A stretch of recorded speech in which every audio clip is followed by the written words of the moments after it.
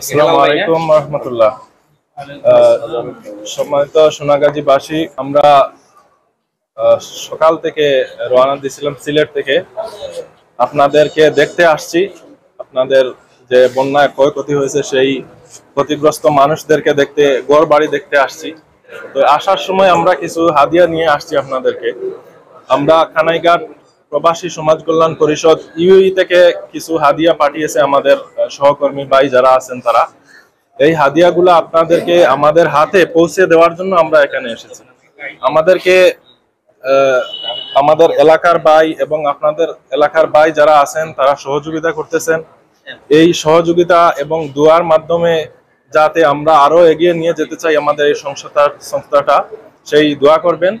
আর আমরা যারা প্রবাসী আছেন তাদের দেওয়া যে উপহার, সেই উপহারটা আপনাদের মাঝে দিতে পেরে, আপনাদের এখানে উপস্থিত হতে পারে আমরা আনন্দিত। আমাদের জন্য দোয়া করবেন। আসলে সময় কম এবং লম্বা বক্তব্য দেওয়ার একদমই সময় নাই। আসসালামু আলাইকুম রহমতুল্লাহ।